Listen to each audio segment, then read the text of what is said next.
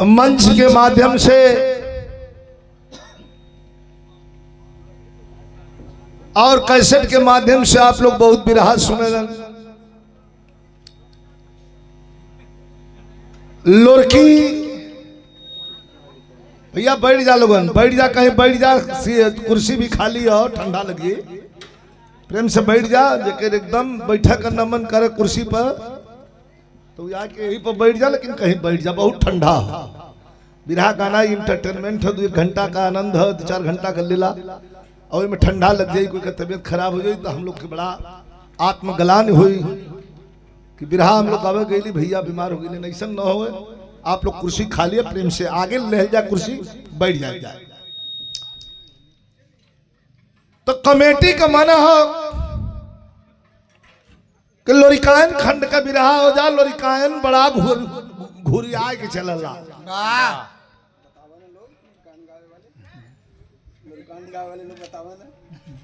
अब लोरिकायन जौन गावल के बतावे लगवा तो यहाँ एक गोद में बैठे। लोरिकायन तो गावल ना मनोज कहाँ हूँ, लोरिकायन गावल ना कोई लोरकी में थे उधर रहा। अब कितना बड़ा ऊ रलो ये राम जन्म बतावल उनका लिंग 7 हाथ कर, हाँ सीधर कर। कहीं बकरी गाय और चरावे जाए तो के सोच कर के आम झड़हर के मार दी। लुरकायन लोग गाओ ये हंसे बदे ना कहते।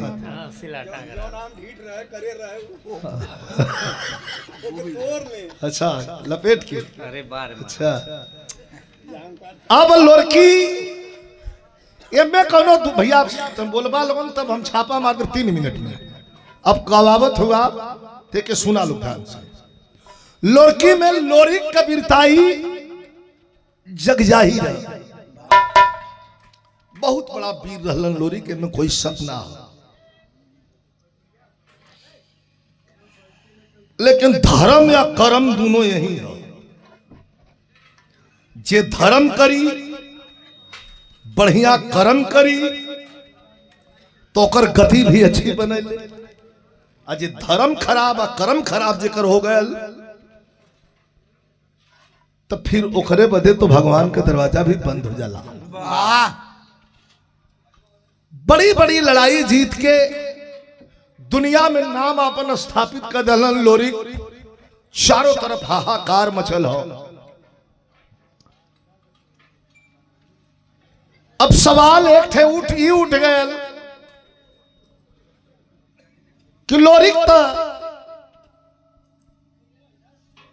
अब ये दुनिया में ना हो, तो ये विरासत के, ये तलवार के और उनके शानदार घोड़ा के अब के समान। अब गवल के का कहीं चनवा को उधार बा तो चंद्रिका कवि जी लिखले रहलन कि दुल्हन के संग रहला सूतल ये राजा, तुहार नि दिया हम बोले तुहार नि दिया नहीं टूटल ये राजा।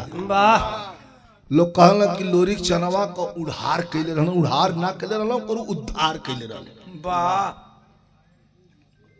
लेकिन लास्ट में कौन ऐसा कर्म आदमी का एक कर्म बिरहा से कुछ मिले के चाहिए। हम झूठे चिचिया के बैठ जाए, कोनो कर्म मतलब न निकले तो कोनो मतलब नहीं भाई। कौन ऐसा कर्म खराब होगा लोरी का कि उनके नरक हो गए। इतना बड़ा वीर के कर्म कौन खराब बोलो है बतावे जाते हैं। और विरासत के समरलस लोरी के बाद वो घोड़ा और वो तलवार के लेके जंग में दोबारा के उदल लोरी के बाद। लोरी पर बहुत गीत आप लोग सुन ले होंगे, तनी ई देखला लोरी का बेटा भोरिक के शिव भोरिक भी लोग कहल तनी से आनंद ली है गावल कहानी। वह लोरकी, वह बात, वह घोड़ा, वह तलवार। इथे हमहू गोले रतन बोलारी कहला जब रतन बोलारी कहला जब हाँ पौनी के निचवा ऐसा रहल कुछ लोरी कटला गर्दनवा समर के बिचवा। शायद वही के फरमाइशों करत रहा एक है ना। तो 30 वर्ष पहले के फरमाइश करत रहा अब तने हम लेटेस्ट गावत है। आवा मास्टर नौजवान लोग हों, लोग कब बात कटे ना भाई।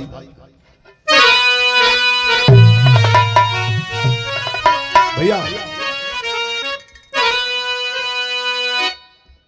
महेंद्र तो टाइट हो जा, दिखा तोहरो एक समय रहल कि बार इतना बड़ा बड़ा रहल। वाह वाह, आज भले उजड़े चमन हो गल हुआ, चला समय ये तनी बड़ा बड़ा बार रहल। हमन के दिखावा पूरा ही पलट कौले आवा हिप्पी का मजूई वाला बरवा वाला, मजूई वाला बरवा वाला, दो तीन छह मेहरारू ऐसा इनका बार उखड़नी। चला ही कुल हवा पानी प्रदूषण पलवान तुहार हो ना, व्यापारी आदमी हो इनके न करे। आइए वाह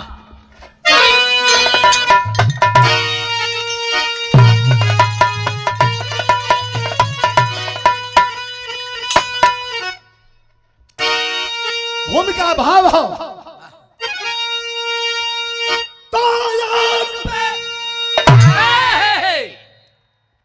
आग पर जान कुर्बान करते वही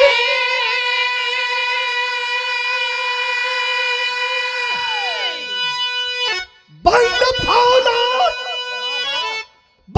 फौलाद जब उसके सीने में है, बाप का स्वप्न जिसने न पूरा किया, अरे लाख लानत भरे उसके जीने में है। हंस जदुवंश का अंश लेकर गया, अरे तब अभोरी जवानी के रंगत में आया। जंग नेउरा में जब किठा नहीं गया, तब ये भोरी कोलारी का छक्का छुड़ाया।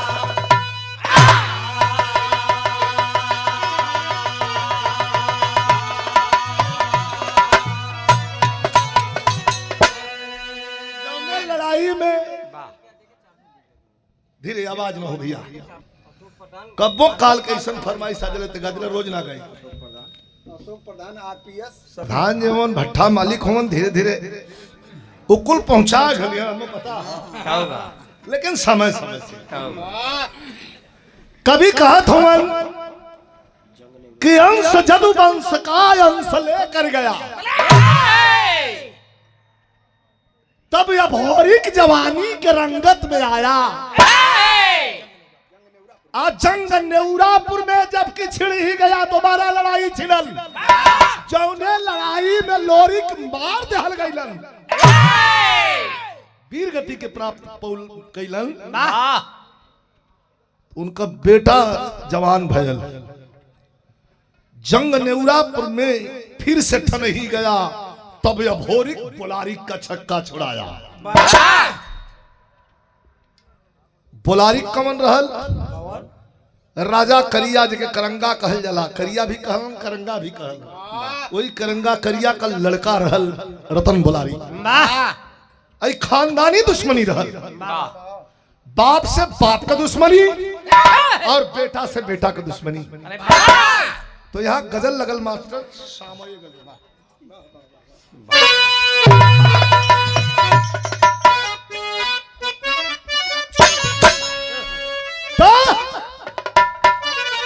बदल कहे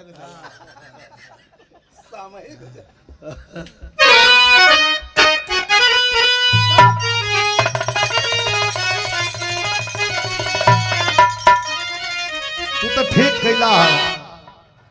इथे गवैया ऐसा हुआ कि बहुत बढ़िया गवैया हुआ बिरहा का मैया हो ललनवा देदा में 3 लाइन जोन लिखल हो, जमन बिरहा रात भर में गई हो वो कुल बिरहा में ओके उगावल, वीर रस गई हो तब वो ओके गई हो, कौनो भक्ति रस का बिरहा रहे उनमें वीर भाव आ जाए तो ओहू में ओके गई हो, गा के मजे को कुदल हालांकि अब तक कमर उमर से कमजोर हो गल हूँ, लेकिन अब वही कुछ जानो। तू ठीक हुआ ना ऐसे तब कैसा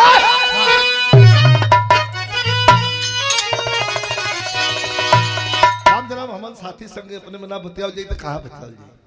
हम हूँ भाई ठीक है जरा पलक दिन पूछा भरथरी बैठल हूँ कैसा विरहा का भाव बा कैसे मास्टर कि जंग सारी अरे जंग सारी जवानों की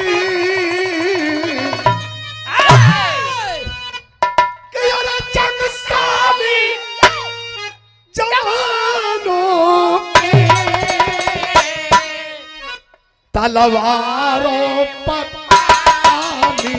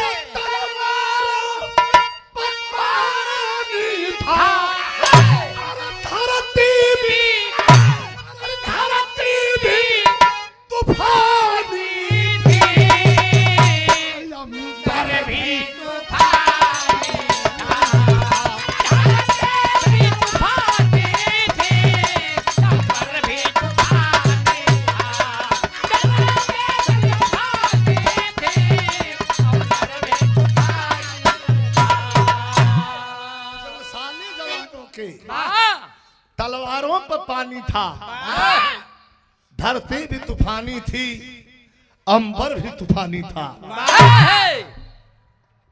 बढ़ता हुआ कदम रुकल नहीं, कहानी का शुरुआत हो गई।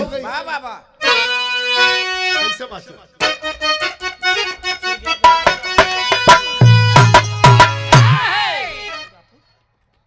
कि छिड़ गया जंग नेउरापुर, सन गई लहू में माटी, औकात में आया पीड़ों का घराना खाती।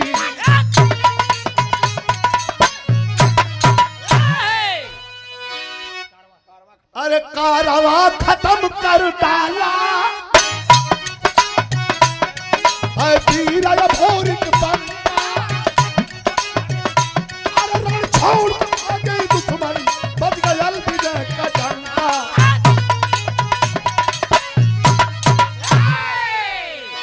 लड़ाई जीत गई जौने लड़ाई में लोरिक मरायल रहलन, उनकर बेटवा भोरिक, वही तलवार वही घोड़ा। मंगरा घोड़ा का नाम इतिहास में दो तीन ठे घोड़न का नाम आवेला। इठे चेतक, इठे मंगरा घोड़ा, इठे उदल जौने पर सवारी करम बेदुला घोड़ा। अरे वाह, तीन चार गो घोड़ा इतिहास में नामी हुवन। हमरो घोड़ा घोड़ी के भी नाम भाव नहीं तो महेंद्र जी ठे घोड़ा रख रहा, बहुत बढ़िया चला, दौड़े तो बहुत बढ़िया दौड़े राम जन्म भाई, लेकिन दंगल में पड़े घोड़ी देख ले तो सरवा गवा कसम से नहीं, घोड़िया के पीछे में पीछे दौड़े। अजोने में घोड़ी ना देखा है, अरे तो पार कर दे। कहाँ से किनले रहा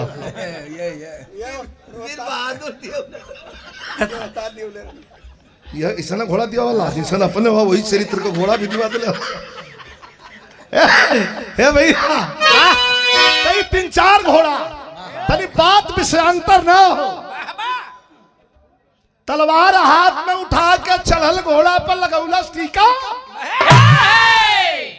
मंगरा घोड़ा इशारा इशारा में सोचे लगल कि ब्रह्मा के यहाँ से लिखवा के चलल रहली कि ये पीठ पर खाली लोरिक चढ़िहन। आज लोरिक के ना रहले से करवान भी खाली हो, पीठ भी खाली हो। लड़का आयल जब पीठ पर हाथ, लोरिक का बेटवा शिवभोरिक जब ठोकलस पीठ पर हाथ, खड़ के खड़ा भल मंगरा कहे 12,000 ठोकत तो बड़ा बढ़िया हुए। तो चढ़ के जब 4 चक्कर कैला सा, भैया बहुत आवाज होती, मना कदम पिछवा ये तरह बिरहा ना होले। मतलब लगा था कि मछली के दुकान कैले हुआ पीछे, तो बोला मतलब धीरे धीरे बोला, यहाँ तक आवाज ना आवे। ना पता मुँह से खात हुआ लोग कोनो और चीज से, ना मुंह से खरीदा तब आप बोलता नहीं, इसका मतलब कहीं और से खात हुआ। चुपचाप खा, यहाँ तक आवाज ना हो, धीरे धीरे बतियाला लोग। बतियावे के मना ना, धीरे धीरे बतियाला। एक तो मनोज ऐसा फरमाइश कर दिलन कि धराऊ हथियार हम निकाले के पड़ल, और मैं तो हल्ला कर दा बस वो भुला जाएंगे। तो नेउरापुर का लड़ाई, जौने लड़ाई में लोरिक मारल गए लहलन, अपने बाप का बदला लेवे पता चलल, वही से तो लाइन लिखल गई कैसे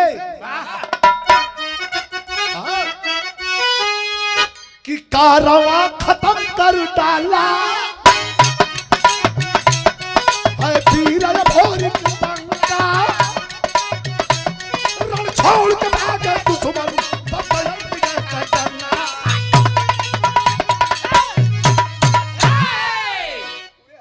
जीत के चलल, जीत के मंगरा घोड़ा पर चलल मचल के। तो ये भैया धन बल जीत सबसे ना बर्दाश्त।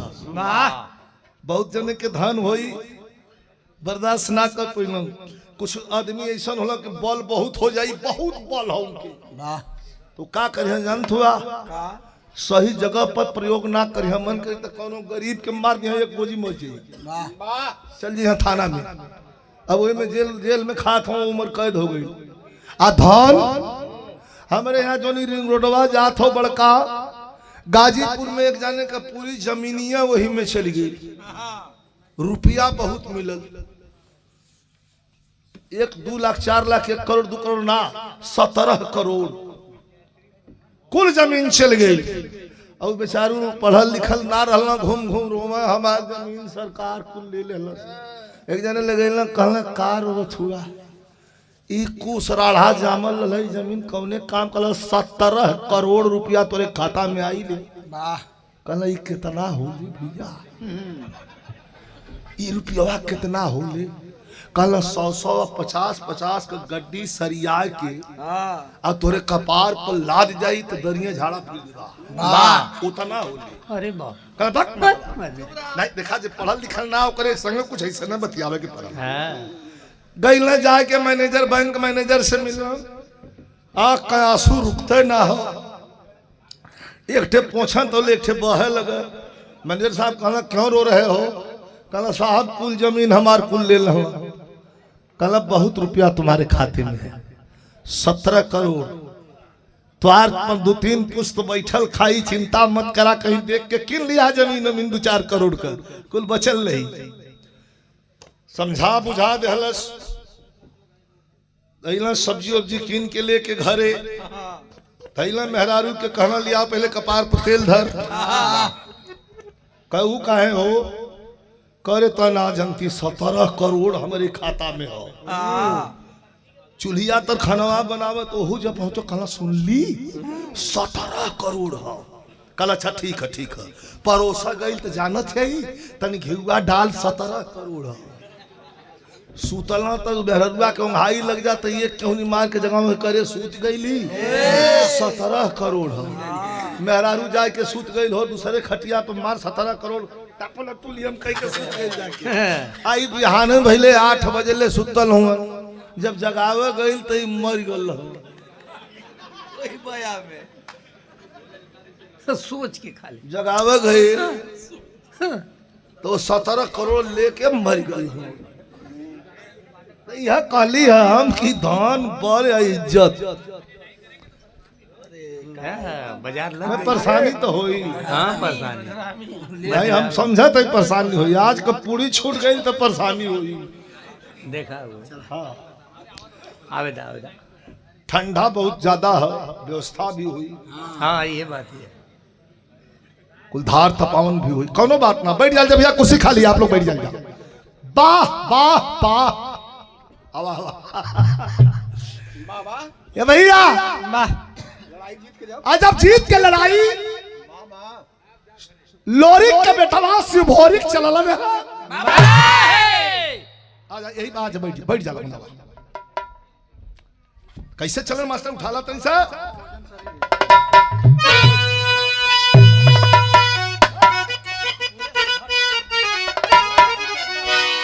अरे पूरे हरदी के अंदर सामान्य भोरिक पहाड़ा, अरे सामान्य भोरिक पहाड़ा खसारिया ना फिर भोरिक समासर कराया।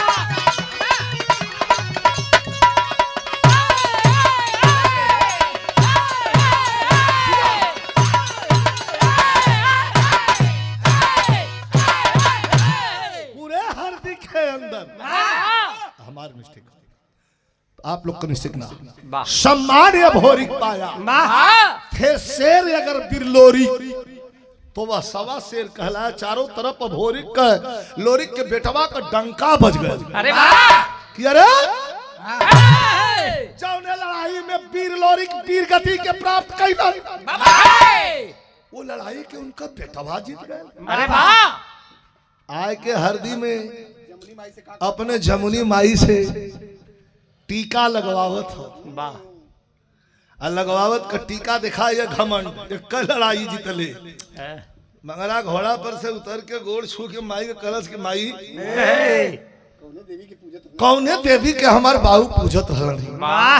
वो देवी का नाम बता दे तू तो हम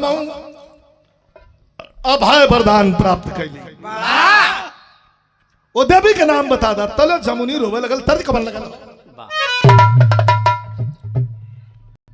भोरिक अपने जमुनी माई से कि माई रे जीत के आ गईली।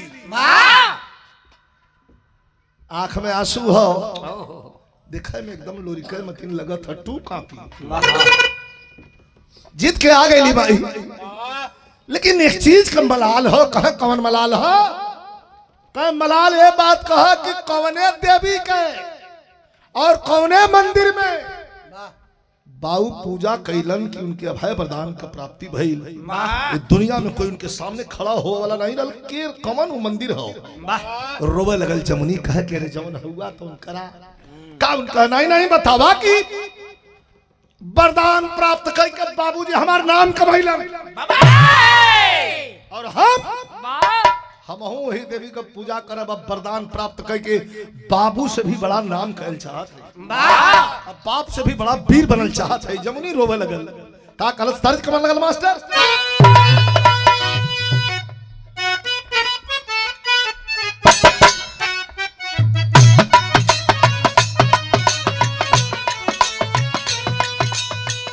एक तर्ज बड़ी बेजोड़ है, बहुत पहले गौले रही। अंग अंग टूटे मोरा,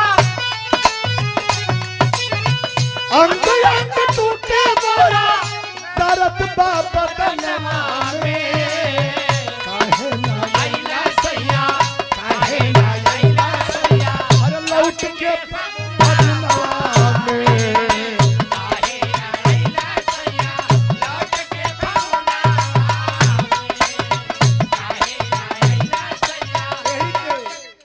साल के जब कटिया होले तो कटनी पर प्यारे लाल कवि जी लिखल रहलन। बिरहा का गायिका रवीना रंजन के साथ वेद गीत हमार रहल। सवाल जवाब सवाल का फागुआ गइला नाही, फागुआ गइला खेतिया कहानिया में जल्दी से आजा राजा जल्दी से आजा राजा अरे चैत के कहानिया में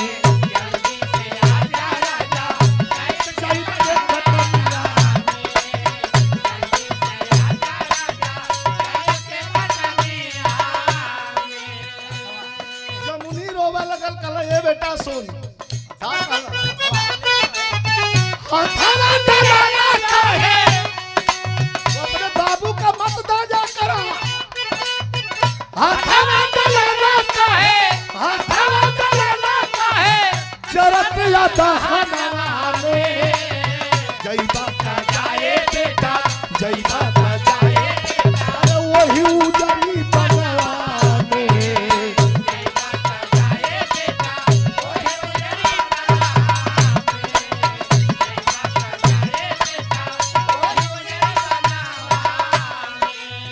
उजरी बन में चले जा कह माई वहां का कह बहुत बड़ी यार पोखरा कहानी बड़ा ध्यान से सुनिए फिल्म जैसन चली बहुत बड़ी यार पोखरा आ पोखरा के ऊपर एक छोटा सा मंदिर वही मंदिर में माई दुर्गा का मूर्ति है तो कह माई वहां कैसे जाई का करब बताओ जमुनी बतावत बा कि पोखरा के पनिया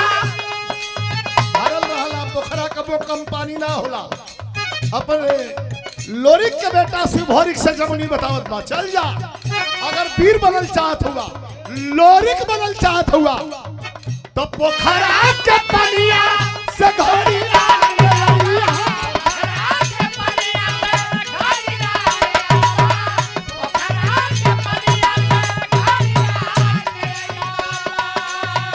वही पनिया से वही पनिया से देवी जी के नहाया वही पनिया से देवी के नहाया वही पनिया से देवी के नहाया अरे दर्शन दिया तगिरी जय हाथ चरण में जय बाबा जाए बेटा जय बाबा जाए बेटा अरे वही उजरी बना में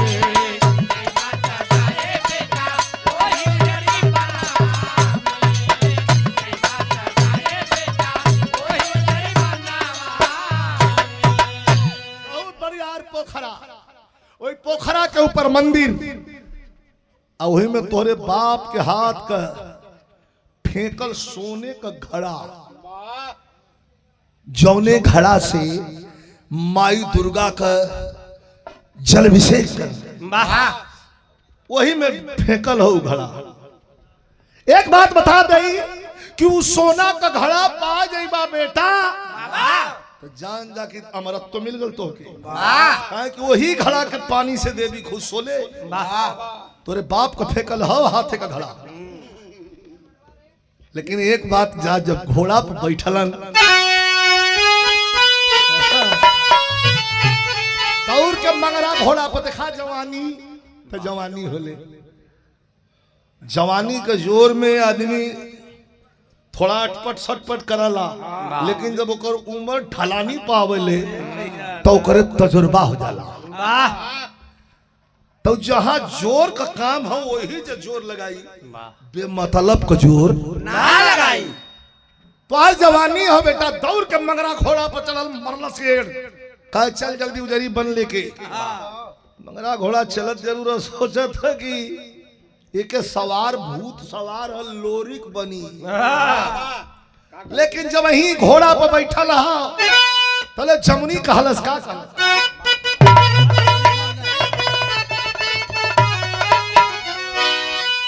कि बाप अरे बाप तोहर रहला तब बात नहीं सहला अरे झंडा उड़ल आसमान में अरे झंडा उड़ल आसमान में ए बेटा दाग नहीं लगे खानदान में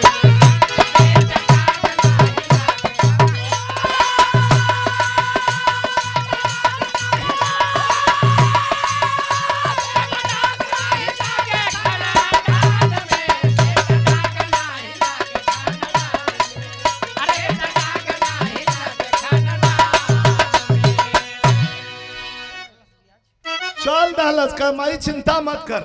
तले मरल सरिया, अरे मरल सरिया वीर बांधलिया फेटा, आ कूद गयल पोखरा में लोरी का बेटा, कूद गयल पोखरा में लोरी का बेटा, कूद गयल पोखरा में लोरी का बेटा। हमारे बनारसी लाल यादव जी राजीव मेडिकल, संजीव मेडिकल की ओर से चोरवाबारी से ये 291 पुरस्कार प्रदान कैलन है। भैया के प्रणाम। पहुंचल वहां तक का कैलस, उतर गल घोड़ा कि मरल सिरिया, अरे वीर बांधलिया फेटा, आ कूद गयल पोखरा में लोरी का बेटा, कूद गयल पोखरा में लोरी का बेटा, कूद गयल पोखरा में लोरी का बेटा। अरे बाहर नयायल तपगरा तेरा आयल, दाग लागल चाहत खानदान में, ए बेटा आज नहीं आवत, बेटा आज नहीं आवत,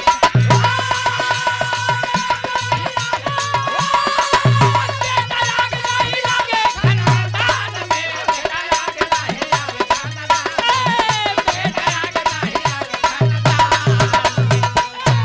मरला सरियाज पीर बांध लिया फेटा, आ कूद गयल पोखरा में लोरी के बेटा। अब तनी विशेष ध्यान दी है, जब पोखरा में कूदल अपने बाप का फेंकल सोना का कलश निकाले बदे, तो 1 minute 2 minute 3 minute 4 minute 5 minute नहीं, घंटों बीत गल भरवन। मंगरा सोचा लगल कि है लोरी बन भइल ना, वही में सार मर गई ना लगत हो। लेकिन थोड़ी देर के बाद अब हाँ तभी ध्यान दे, थोड़ी देर के बाद जब मंगरा घोड़ा खड़ा है, भरल कलश लेके सोना का कलश जब वही पोखरा में से उतरायल हो, लेके लगल चल दौड़ दौड़ के निकाल के लगल देवी माई के नहवावे। कह ला देवी प्रकट हो जा, प्रकट हो जा माँ, माई प्रकट हो जा, प्रकट होवे के समय हो।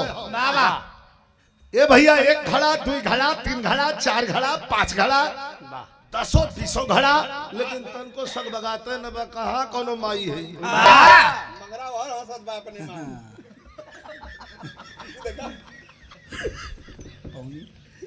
उठा के वाह कुछ बतावल चाहता मंगरा। से बोला मंगरा, बोल जा मंगरी। उठा के चढ़ावा लगल। आज जब नहीं प्रकट भइल तर्ज बड़ी सुपर हिट रल मास्टर।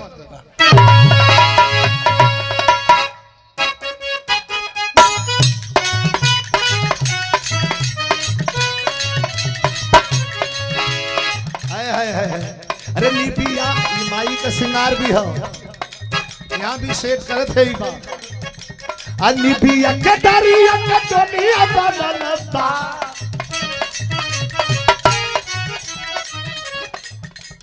लिपिया के डरिया के दुनिया बनलता, लिपिया बताइए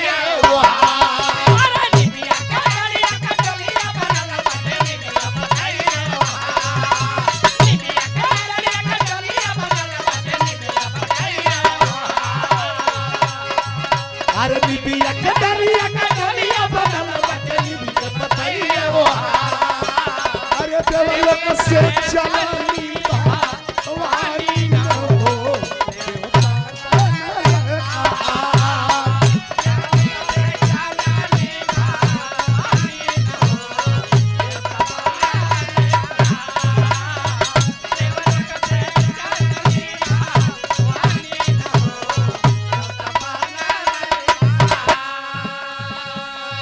और दिखाई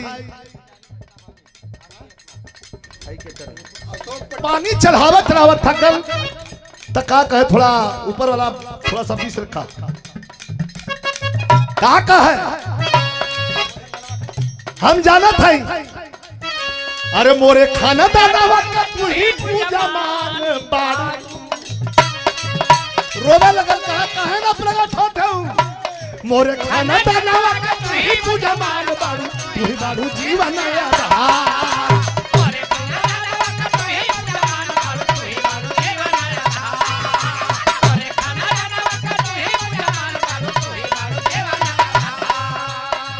आयोजक कर्ता के पिता आदरणीय श्री मठल्लू यादव जी, बाबूजी के द्वारा ये 500 रुपया पुरस्कार बहुत बहुत प्रणाम हो। लोरी के बेटवा भौरिक माई दुर्गा के मूर्ति पर पानी गिरावा लगल इस सोना के घड़ा से। जब कोई आवाज ना आई तब कहलस कि माई हम समझ गईली। अरे मोरे खाना बनावा का तू ही पूजा मान बाड़ू, तू ही बाड़ू जीवन आधार।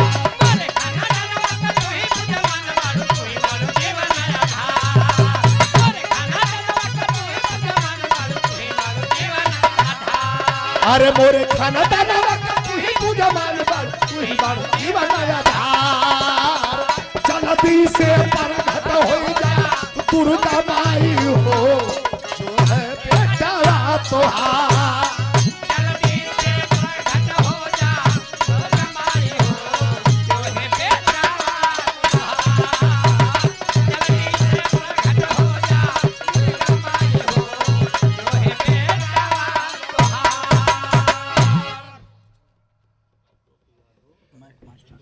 प्रकट हो जा देवी। अशोक यादव अन्नू डीजे के प्रोपराइटर, अन्नू डीजे के प्रोपराइटर हमारे भाई अनुज डीजे के प्रोपराइटर। साउंड जेकर बज रहल बा अशोक ना, अशोक भैया के द्वारा बहुत अच्छा साउंड है आपका, इसमें कोई शक नहीं। स्वामी जी की कृपा बनी रहे। का जल्दी से प्रकट हो जा दुर्गा माई हो, जो है बेटवा तुहार कौन काहे देर हो। तो वही समय एक बात कर देखा गरम होगा नया लड़का का खून हो कहे हम समझ गए काहे ना दर्शन देते हूँ। पानी का पियासल नहीं खून का पियासल बाड़ू। बाबूजी तुहार आदत बिगाड़ दिले हो। फाड़ फाड़ के जान कर रूधी पियावत रहन, लगाए लगाए छक्का पियत रहलू खून। तुहार आदत बिगड़ गई हो। पानी से ना अबू तो हाइला तो बाबू तो जंघिया फरले रहला ना। का कहला नहीं का बेटा है। पानी का पियासल नहीं खून का पियासल बाड़ू, ले लगा रतनिया हमार। पानी का पियासल नहीं खून का पियासल बाड़ू, ले लगा रतनिया हमार। पानी का पियासल नहीं खून का पियासल बाड़ू, ले लगा रतनिया हमार। अरे पानी का पियासल नहीं खून का पियासल बाड़ू, ले लगा रतनिया हमार। लेकिन जल्दी से प्रकट हो जा दुर्गा माई हो, जो है बेटा तोहार। जल्दी से प्रकट हो जा दुर्गा माई हो, जो है बेटा तोहार। जल्दी से प्रकट हो जा दुर्गा माई हो, जो है बेटा तोहार। हम जानत हई तू प्रकट ना हो। पानी का पियासल नहीं खून का पियासल बाड़ू, लेला गर्दनिया हमार। बाकी जल्दी से प्रकट हो जा दुर्गा माई हो, जो है बेटवा तुहार। जब ना प्रकट भइलिन मूर्ति में कोनो हरकत ना हो, दांत पीस के खिचखिचा के गए घोड़ा मंगरा पर जहां तलवार खोसले रह साड़ से खिंचलस और निकाल के आके और दुर्गा माई के सामने खड़ा हो गया। घोड़ा मंगरा ताकत हो कह रे सरवा तलवरिया कहाँ ले जात हो। आ तो ले कैलाश का कहे मास्टर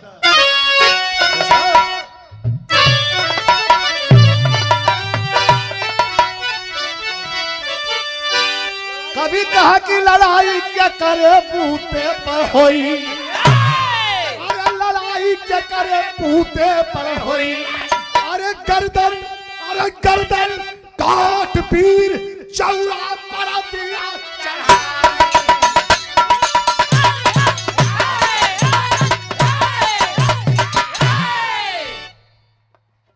मजाक समझत रहल तले गर्दन काट वीर चौरा पर दिया चढ़ाई। लगा के तलवार सड़ दे खींच देलस, गर्दन कट के फेंका गेल, धड़ धड़ाम दे गिरल। कल काट दिया है शीश बहादुर, काम हुआ ना रत्ती का। अब बड़ा बुरा हो गल, काट दिया है शीश बहादुर, काम हुआ ना रत्ती का। अब मंगरा घोड़ा को ख्याल है आया बोहा के बनसप्ती का। बोहा में उनकर बड़का बाबू शिव भोरिक का बड़का बाबू संवरू और उनका बाप लोरिक, दोनों जाने एक और भगवती के पूजत रहलन चौन बनसप्ती, जिनकर ताई कराह पूजन में रखा ले। काट दिया है शीश बहादुर, काम हुआ ना रत्ती का। अब मंगरा घोड़ा को ख्याल है आया बोहा का, बोहा के बनसप्ती का। चलल भाग वही जैसे अच्छा करके वही बनसप्ती के चौर पर कहलस, तो भूल गई बलिदान है देवी, तो भूल गई पूजा देवी, बलिदान भाव फिर लोरी का। और दुर्गा देवी दे गई दगा, कट गया है शीश भोरी का। कहे बस कहे के काम भर बात कर जला, जो बेकाम हो के एडिटिंग कर काट दे जरा। कहता जाके बोहा में बनसप्ती से मंगरा घोड़ा इशारा कैलस की दुर्गा जी लगा दे गई और गर्दन कट गई, काट के गिरल हो। जगह उनके जियावे के पड़ी। दुर्गा जी कहली जियावे बदे तो हमारे पास भी पावर नहीं बा, ब्रह्मलोक जाए के पड़ी, ब्रह्मा जी के पास तनिक और करी हम। बनसप्ती कहली ब्रह्मा जी के पास जा, अच्छा दुनिया में कहीं जा, खानदान का पूजा खैले हो, ये शर्त के शरीयत के चुकावे की पड़ी। आय के ब्रह्मा जी के सामने दुर्गा जी खड़ा भई। ब्रह्मा जी के तीनों मुड़ी हिले लगल कि तू आवेलू तो कुछ खतरा लेके आवेलू, कैसे अइलो बहनी। दुर्गा जी हाथ जोड़ कहने भैया अच्छे चीज मांग अली है। ब्रह्मा जी फिर 2 कदम पीछे घुस गई, कहना हमार जीव डरा था, कैसे ऐसा मत मंगिया, कहा सुना जैसे देवा हमार भाई हुआ तुह देना पड़ी। कहा का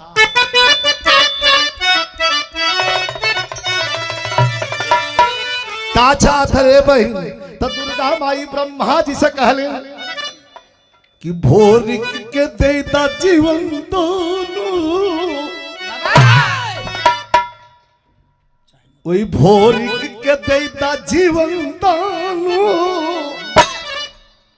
चाहे मोर प्राण लेला बिरना।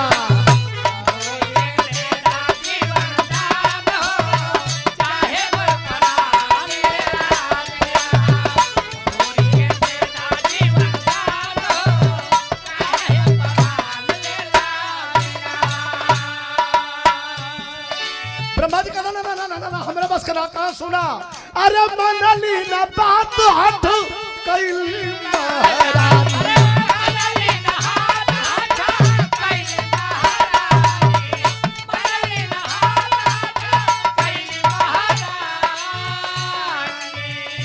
हट का गईली हठ बहन के झुक गई ले ब्रह्मा ज्ञानी।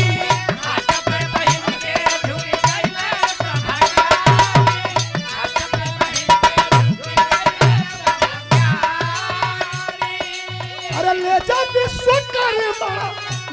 विश्वकर्मा के संगे बहिना रानी, सुन के कापन धरती समान हो, अरे सुन के कापन धरती समान हो, चाहे मोर परान मेरा पीरना।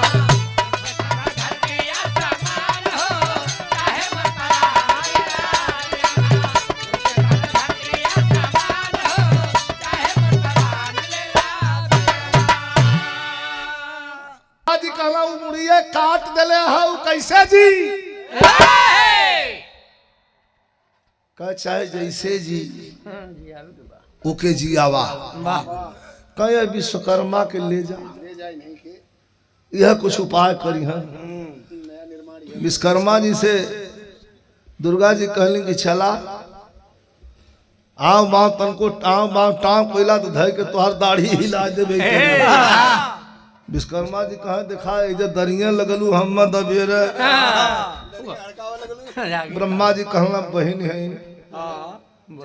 और इनके बदे कुल माफो चल जा। विश्वकर्मा जी इना आए कोहे मंदिर में मुड़ी उठा के सटावे लगला मंत्र परोरा लगला पानी मारे खाली माछी उड़ जा कुछ भूखे न करे परोर के मन से मार हाली हाली वोट चलाओ था कह के 12 मत मछली उड़ जा चाहते तो इतरे को इतरे हो तब कभी फिर कहत हूँ कैसे ये लड़की है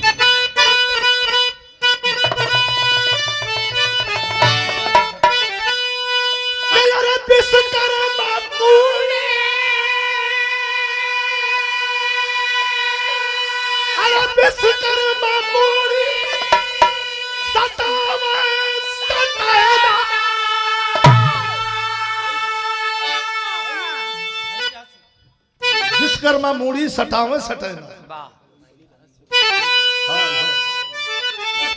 भाई मेरा हाथ से उगाही हो ऐसे ना जी।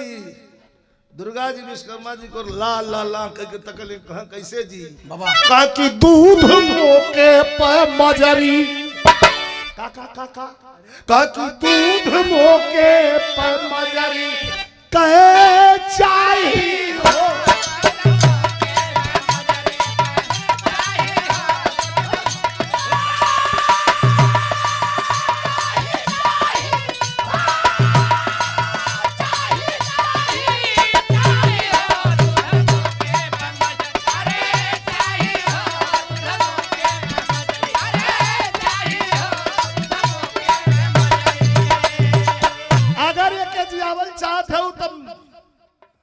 करे माई मजरी के स्तन को दूध चाहिए। बिरहा बड़ी क्रिटिकल जगह पर पहुंचने ध्यान दिए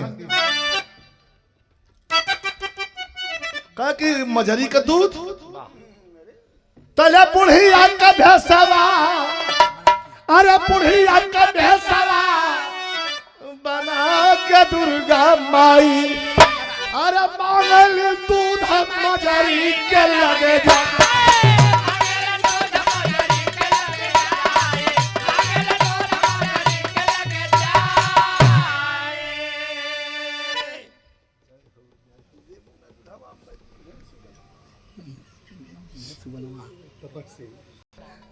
कैसे क्या बुढ़िया का भैंसवा बना के दुर्गा माई आ मांगल दूध मजरी के लगे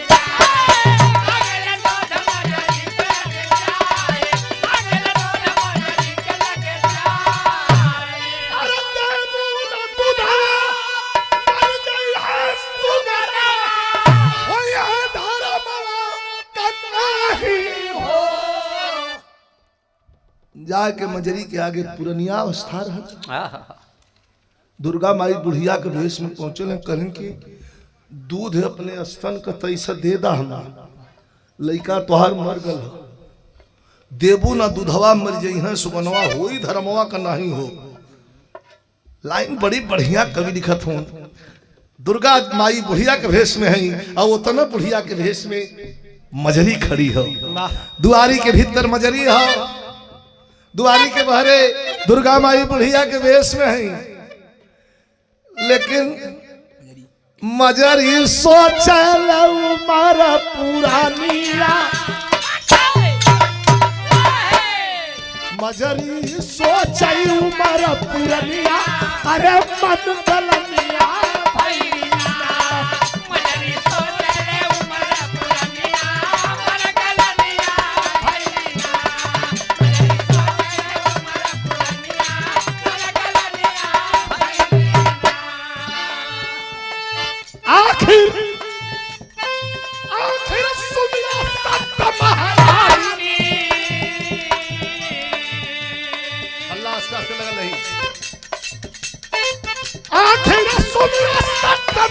धवा दे हली निस्तारी अरे तू धवा दे हली निस्तारी जूतल भोरी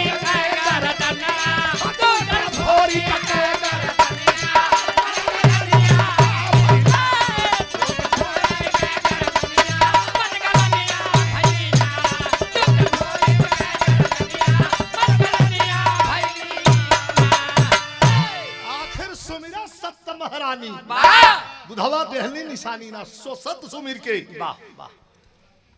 85-90 के उम्र में माई तो माई होले दूध माई दुर्गा के इथे फूल के कटोरा में और सत सुमिर के मजरी अपनी सस्तन का दूध दहलस ले जाके विश्वकर्मा जी की दहली में और वो दूध का छिड़काव करके मंत्रोच्चार कैलन गर्दन जुड़ गई भोरी जय माई कहके उठ के खड़ा भल दुर्गा माई बगल में है विश्वकर्मा जी हुमन बीच में खड़ा भल प्रणाम कैलस कह इतना मेहनत के बाद तू आवे लो कह हाँ का चाहत हुआ कुछ मांगना हो तो मांगला कभी कहत हो उठता है भाव जो कभी कभी वह भाव उठे हर रोज नहीं लानत है ऐसे वंशज को महेंद्र लानत है ऐसे वंशज को पूर्वज की करे जो खोज नहीं है कहाँ हमारे बाबूजी बेशक उनसे मिलना होगा। कालस कहाँ हमारे बाबूजी बेशक उनसे मिलना होगा। दुर्गा देवी कहलन कि अगर मिले के तो है ज्यादा उतावला हुआ तया भयापुर चले के होई जहां मर के लोग जालन का जिंदगी में कुछ करिहा चाहे मत करिहा हम क्या वीर बनैहा चाहे मत बनैहा लेकिन हमारे बाबूजी के एक बार आखिरी दर्शन करा दा कह मंगबो कैला तो बहुत खराब चीज मंगला नहीं ऐसा हो सकत ऐसा ना हो सकत तब माई बेटा के रिश्ता में दाग लग गई खत्म लोरिक तक पूजा तो हर रह ले जैसे पूजा भी खत्म दुर्गा जी कहा बड़ा कहलिन कि बड़ा जिद्दी हो यही जवन बात नचरा में चुरा के और माई दुर्गा लेके शिवभोरी के अभयापुर में उड़ गई जब वही फाटक पर पहुंचली न जय हो जय हो जय हो जय आइए आइए आइए आ जाए जब वही फाटक पर अभयापुर के फाटक पर पहुंचली ना दुर्गा माई लेके लोरिक के बेटा शिवभोरी के तो वहां का जवन यमदूत रहल मनोज वहां का जो यमदूत रहल दुर्गा माई के रोक दिलत सुना ऐसे न जाए दे हम अछरवा में का चरौले हम अछरवा में छटक के कूद गल लोरी के बेटा बहरे कहे कि हम ही है कहे ऐसे न जाए दे कहा जाए कहे न देवा कहा तब लड़ला एक चक्कर काला लोही दोई गेटे पर रोक डाला स्वा का पहरेदार भयापुर के फाटक पर कहा कि कहा जाते हो तोहरे बदे छूट जा सकलू भाई कौने कले लाऊ कूद गल लोरी के बेटवा भोरी वीर होनहार वीरवान के होत चिकने पास कूद गल नीचे कहलस कि जइबे करब कहे तो लड़ ले कह लड़बा कहे हां तो लड़बा तो तनी मावा तो लड़ला वाह वाह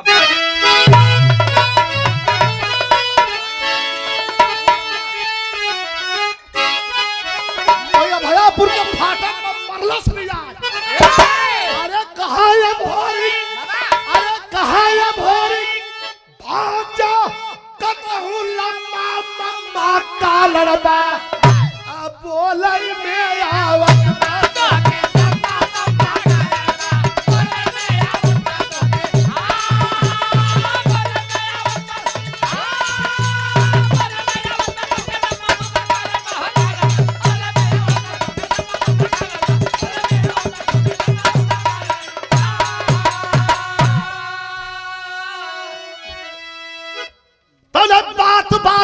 बढ़ी बात अरे बात बात में बढ़ी बात फिर गई ना तब गरम आई हो अब पटक के चल बैठल छाती पर भोरी की कला दिखाई हो बात बात में बढ़ल बात भिड़ गई ना तब गरमाई हो अब देखई में माई दुर्गा इशारा कर देले कि हाथवा हाथ लड़बे तो न हो, टांग पकड़ो कर, पकड़ के टांग पट से पटक के छाती पर बैठ गए। और जब पटक के छाती पर चल गए तो हाथ जोड़ सियमदूत कहे कि तब जा अभयापुर में। आज अभयापुर के फाटक में अब लोरिक से मिला बने अंतिम बार मुअले के बाद जब चल हो तो तर्ज बदल गई।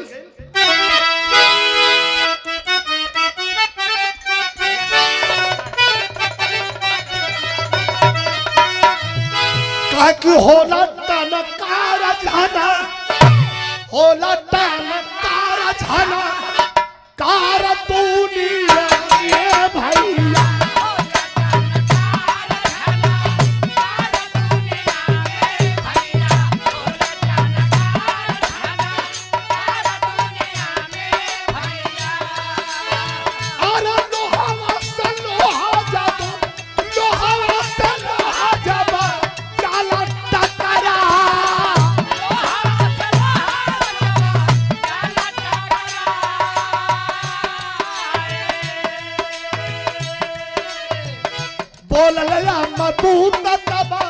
मधुरी जबलिया भैया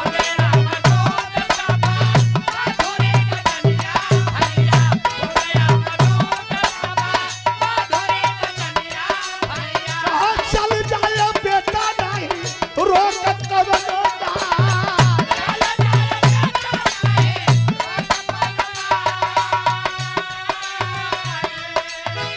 अभयापुरा में पड़ल जबा भोरी का तैयारिया भैया।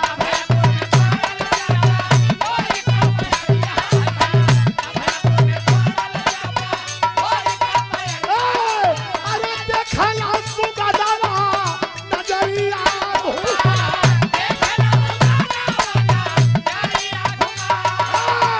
नरक का दुखावा, नरक का दुखावा जेला तरह लोरी का भैया।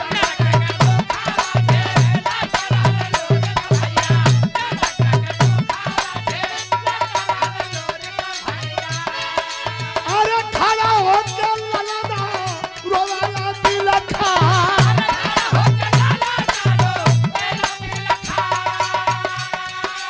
अरे कहने तू नहीं आया जो नरक के कोठरिया बाबा।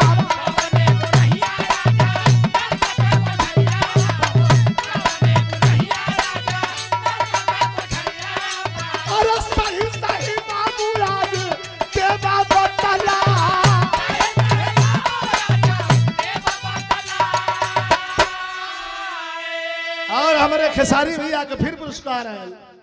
बहुत बहुत प्रणाम कहा कौने तनी सा 2 मिनट भी रहा और विशेष तनी 2 मिनट हो। अभयापुर में जब गए हो तो नरक का दुख झेलत रहलन लोरी। वह लोरी जौने लोरी के घोड़ा का तलवार का और उनके रुतबा का कोनो जवाब नहीं रहल। और आज नरक का दुख झेलत हूं।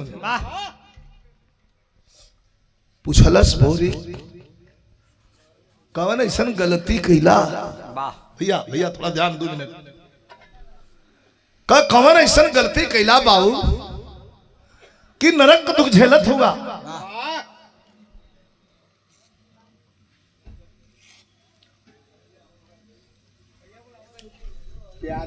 कित सबसे कम उम्र का था खुद्दीराम बोस। 16 साल 7 महीने उसकी उम्र थी। 17 साल भी पूरा नहीं किया था। फांसी के तख्ते पर चढ़ गया। इतिहास के पन्ने में अमर हो गया खुद्दीराम बोस और भगत सिंह। ये कहा 90 साल 100 साल 150 साल जिए। सब 20 के अंदर थे।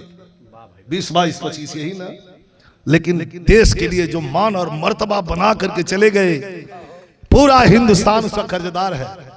अन्नू डीजे कौन छोड़ ले कहा गई यार। इनके बोलता कहा अपने से छोड़ा था कि ज्यादा छुआ मत होला। अरे भैया 2 मिनट। पूछा लगल कि बाबूजी तू कैसे ये नरक कष्ट में आप हुआ। इतना बड़ियार पीर रहला कोई तोरा तलवार के आगे ना ही रुकल। बिरहा में हाँ हाँ एकदम लंबे है तू दे दी हमें ना दे तू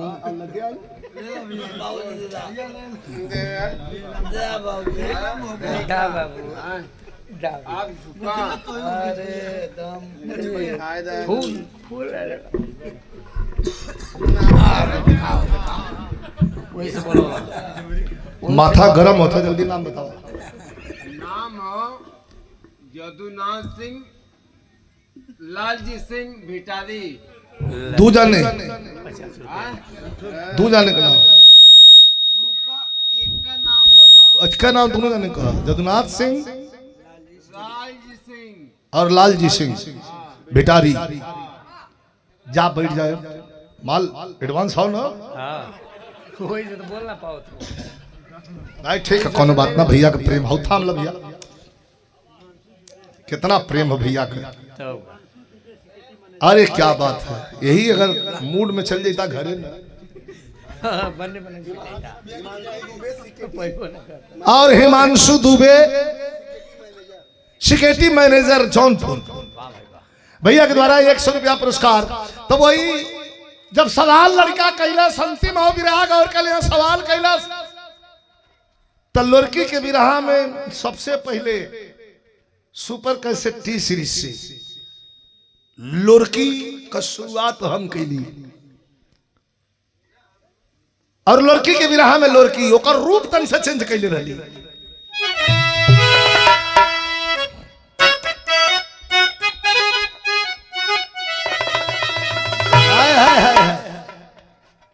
रोबे लगलन एके तनिषा का रूप चेंज करके ढोलक हारमोनिया का बिरहा में ढोलक हारमोनिया का सहारा लेके एक कंपोजिशन कर देली लड़की का रूप बदल देली। अब तो लड़कायन लोग भी अरबलिया और हमारे गाजीपुर में गुरु हमारे ये लड़की के लड़कायन लोग भी गावे लोरी को रोवे लगलन कहा लगलन कहा कि लोरी को रोवे लगलन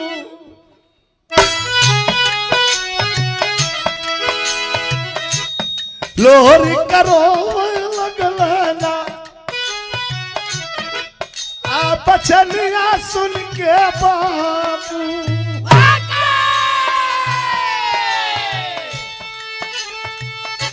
काकी पापा लाग गईला हो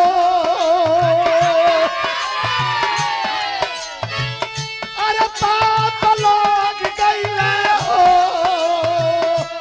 वही धारा पियाई की हो माँ कौन पाप लग गया काकी सदिया से चूकी गईली ना सदिया से चूकी गईली ना के कर दिया तोहरे माऊ अरे ऐसे भोगत बाड़ी हो अरे ऐसे भोगत बाड़ी हो यही डरा कवाई की हो तू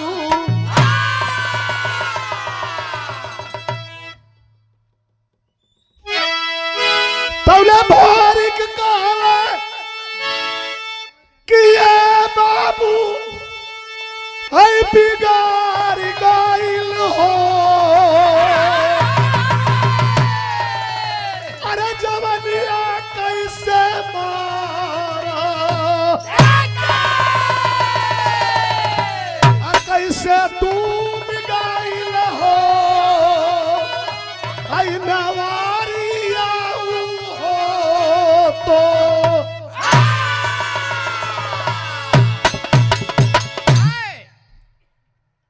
कई जिला में कई किस्म से लड़की के बलिया में कुछ अलग कट गवाला गाजीपुर में अलग गवाला बाबू हम समझत ना है तो नरक कैसे हो गया का के हमारी पे जमाना नहीं हसल तोहरे पर भी हंसी तनी बढ़ जा मास्टर का कहा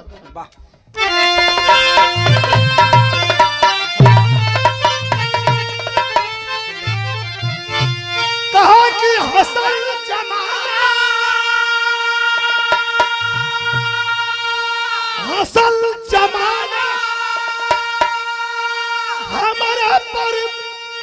तोहरो पर हंसी कि जग में और जग में हो गई पुरानिया तोर कुआ मौसी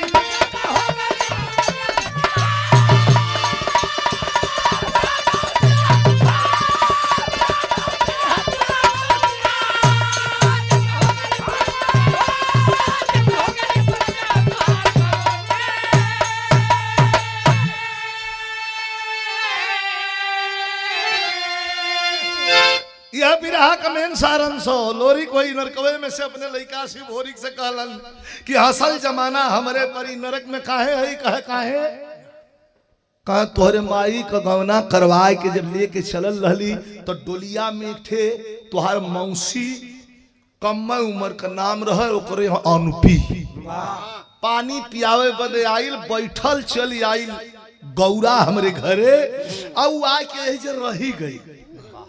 तो हमारे रामदेव साहब एक लाइन गौले रहलन कि बेटी बहन रह जाए कुंवारी तो घोर नरक हो जाता है।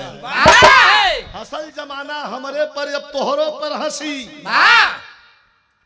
जग में हो गई पुरनिया तोर कुंवार मौसी वो ओकर बियाह ना कैली यही से ही नरक भोगत है। और समाज में संदेश हो अपने जिया हो सकता अपने बहन बेटी के शादी आदमी के कह के पार हो जाए के चाहिए काहे कि 100 गौदान के बराबर एक कन्यादान होला अगर विधि विधान से कह दिया जाए वह हम नरक का भागीदार हम भले लंबी सांस ले अलस भोरी का अंतिम लाइन है कहे बाबू अगर हम मौसी का ब्याह करा दें तो हंसला वही नरकवे में से लोरी कहला चौघर का दांत टूट गल हो चौघर का दांत टूट गल हो खाना जौन हो तो के ऐसा दियाला कि पूछे कि न पड़े को दांत मुंह में ना पुरान हो गए लोग बियाह करेबा कहे कि तलवार तोहरे लड़का है खाली बता दा दुल्हा हो कहा कल दुल्हा तो हो बड़ा अड़ियल हो बड़ा अड़ियल तो चाहतो अरे वाह अरे नहीं यार अरे महाराज कहाँ हुआ दुल्हा तो है लेकिन वो पुराना हो गया बहुत अड़ियल दुल्हा अड़े वाला का नाम हो कर का सिंगल द्वीप में चल जा सुदर्शन बुढ़ऊ बियाह महीना भलो नहीं सनपी के बियाह लिखल है एक दिन बदे होई लेकिन होई कराई के कहा बाबू हम कराई तब तो हम नरक से छुट्टी मिल जाई कहा तब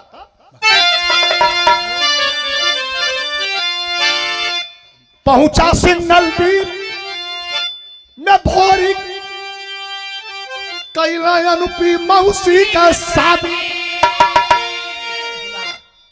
पहले पहुंचना यहाँ बड़ी रोचक बात है टांग पर टांग चढ़ा के सुदर्शन बुढ़ऊ ये तत् पगड़ी बांध के असुतल रहा भोरी गल घोड़ा से उतरल कहे मौसा पाल लगी कहा करो घोसड़ी वाले कौने पौधे मौसा कथेरे सारे कह मौसा गरियावा मत कह रहे सारे हमारे बिहार में तो मौसा कैसे रे कह बिहार तो काले हो ही बाबू उठ के सुदर्शन बुढ़ऊ छटक के 100 के पार उम्र लगना छटक कल पैथरा लेवल लगना गोजी का कह बाबू गोजी का पैतरा मतला पैतरा लेवे में ये तो आज अड़ियल बना गड़बड़ा जाई लगा दलस तलवार हो सुदर्शन बुढ़ऊ के छाती पर कहा कि चीर दे वो लोरी का लड़का है कहा अच्छा लोरी का लड़का हुआ बस तुरंत शांत कहा का करे के है बच्ची कह मौसी हमार मरे वाली उसे बियाह करे तब हमारे बाबूजी का नरक से छुटकारा हुई तो भोरी सिंगल द्वीप में कैलानी अनुपी मौसी का शादी अरे दुल्हा बने सुदर्शन बुढ़ाऊ 14 बलन मुरादी कलागी मैं चरल जवानी अंतर